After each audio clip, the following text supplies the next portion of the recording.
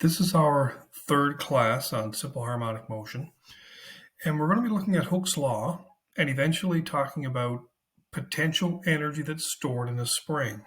So here we have a FET application with a spring, and all of the values are going to be displayed here. So I can change this spring constant. I can move this along. I can make the spring. You can see it getting stiffer as I change the K value. And I can change the applied force. And what I want you to watch is what happens with the applied force. I'm going to pull to the right. And when I pull to the right, this piece here, I'm just going to change this. This orange thing, that is the F applied. So that's the force that's actually stretching the spring or compressing it. And that F applied is equal to positive Kx. And it's always in the direction of the displacement. You can see the displacement here, right? This green arrow is to the right, and here the F applied is also to the right, and that's also positive. So both of them have the same sign. Now, if I change this and I go in the other direction, I can push inwards. Now what's going to happen is that the displacement is to the left, and the applied force is to the left. They always agree with each other. So the applied force and the displacement are always the same sign. If it's to the right, we would call that positive, and if it's to the left, we'd call that negative. Now, over on the other side, this is the Newton's third law response of the spring, and it's 100 newtons, but it is in the opposite direction from the X. So this is what you see right here. This is the X equals, and you can see the value right there. And this piece right here, that is the F of the spring itself. And that's equal to negative Kx.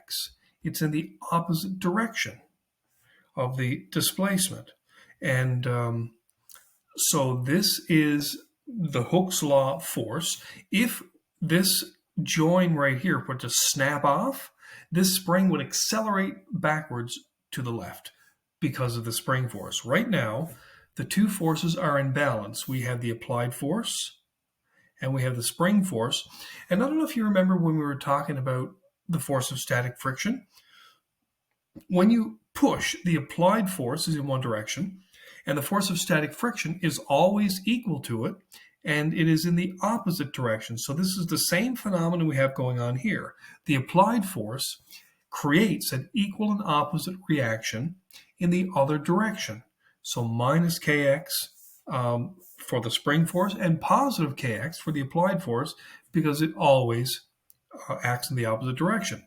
Now, as I was saying, if we were to snap off this join right here, that spring, if we were to break this bond right there, the spring would snap back this way. It would accelerate in that direction. And what is the value of that acceleration? Well, we can find it pretty easily. I'm going to change that back to dark blue. So if we take away the F applied, then the F of the spring will cause an acceleration. And if you attach a mass to this spring, like if you were to stick some kind of mass on right here, that spring would accelerate that mass backwards in the opposite direction from which it was stretched or compressed. It causes an acceleration. Well, the net force on, like if you were to stick some mass on the end of that spring, and so there's your mass, and there's the net force that's on it, and here this F is equal to minus Kx. And we know that the force, remember, is equal to mass times acceleration. So that means mass times acceleration will be minus K over X. And then if we rearrange this, we get an equation for the acceleration, minus Kx over m. And that tells you what the acceleration will be if you know the K, the spring constant, if you know how far that spring is stretched or compressed, that's your X right here. And if you know the mass, this will tell you what the acceleration is at that exact moment in time. But of course, as soon as that spring starts to relax and go back to its equilibrium position, the acceleration will change. So the thing to keep in mind here is that A, this is not constant.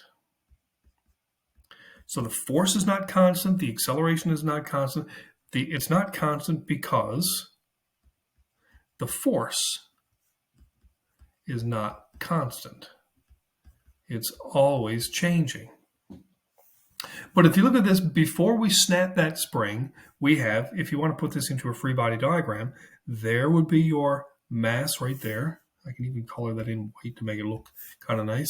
So there's my free body diagram, circle in the center with a mass, stick a mass on there, and there's the force applied, and there's the spring force, and the two of them are always going to be equal to each other until you take away the applied force, and then the spring will rebound, it will accelerate, and this is what starts the simple harmonic motion. You apply the force by pulling that spring back, right? So you pull it back and then you let it go, you snap, and that spring then will start oscillating because it will go past the equilibrium point due to its momentum, and it will end up compressing the spring, and then that'll rebound, and you'll have this simple harmonic motion taking place. Well, I'm going to wipe out everything on the screen here now, but I mean, the thing about it is you can go back and see it later. So all I have to do is hit this, and now we're going to go to the next screen, which is the energy one. And now we're going to look at, so there's an energy plot. And so now we're going to talk about how much energy is stored in that spring when we compress it or stretch it. And you can see here that if I got to see if I can get rid of this. Guess not. So here we go. If we change the spring constant, this happens. The potential energy changes. So let's look at the displacement. When we stretch the spring, you can see here now it's showing you over on this side what the potential energy is. So there's the value of the potential energy, and the displacement you can see here is causing a change in potential energy that is parabolic. It's not a linear change in the energy. It's one that varies with the square. So how do we figure out what the equation is for this? Now, I don't have the values turned on, so there we go. So you can see now that when we have this kind of displacement, I have a K here, I have a displacement, and it's telling me how much energy is stored in that spring. Well, the way that we calculate stored energy is the same way that we did it back in Physics 1100. The energy that's stored depends on how much work you do.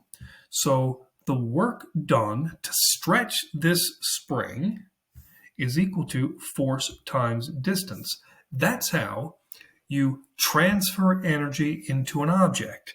So that could be lifting something, it could be pushing it to speed it up or to slow it down. But in this case, what we're doing is we're stretching a spring, we're applying a force over a distance, and that's what creates this, it stores that energy in the spring, and it's kind of like it's ready to be transformed into kinetic energy. So now let's look at these values. We know that the D, this is what we call the X. That's the displacement here. So here's our displacement is X. So what is the force that's being applied? That's the other thing that we want to find out. Well, the force is not constant. The original force, like when we start here, so if we, let me just go back over here. I'm going to go back to 0.666 meters, but when we start, the force is 0. And then the force increases, and the force gets greater and greater, and then the force keeps growing and growing and growing and growing. And I'm going to see if I can stop it at the same point. There it is. So the force starts out with 0 newtons. When the X equals 0, we have 0 newtons. And when we go out to our wherever we're going to stretch it to, and then the F goes out to some value. So that's equal to the maximum X, like that's the amplitude. So the average force that we use to go from 0 to whatever our amplitude is, the force is going to be, it's going to be 0 plus the F at the maximum amplitude divided by 2. It's the average of the two of them. It's midway between the two of them. So really what we have is 1/2. And I'll call this, so this is the FA, and there's like the F total. So there's the force at 0 amplitude, and there's the force at the maximum amplitude, and the average force, well, that's also going to be an A. So I'll put it, the average force is going to be 1/2 FA, like this. So we have two things here now. We know that the distance part is X, and the force part is 1/2 times the force at the maximum amplitude. Well, this piece, the force at the maximum amplitude, is equal to kx. That's the force it takes to stretch something. So what we have now is the work done is equal to FA times D. That's going to be 1/2 F. Sorry, that's not what I meant to do.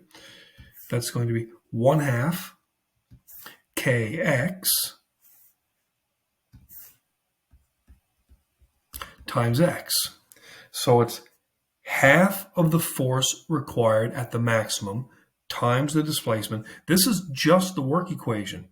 Half times kx times x. And what that all works out to when you crunch it all together is the work done to stretch a spring is equal to 1/2 kx squared.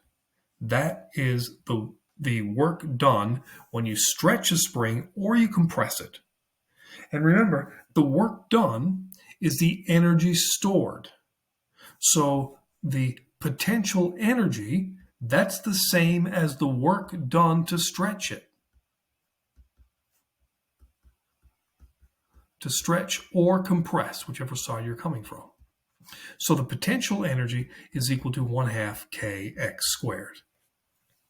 And if we look at this value here, we have an example here set up where the k is equal to 310, the x is equal to 0.666,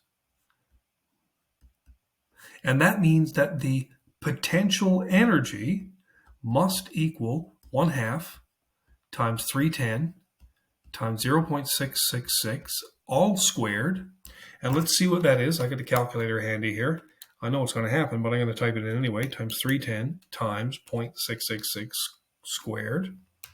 And it comes out to be 68.8 joules. 68.8 joules. So that's where this figure comes from. When you stretch or compress a spring, the work done by whoever's doing the stretching or compressing, the work done is 1/2 kx squared. It's just the force times distance equation, but it kind of reduces down to this, 1/2 kx squared. So now when we set up some kind of system oscillating, that's how much energy was given to it. So here's what we know. When we start a system oscillating,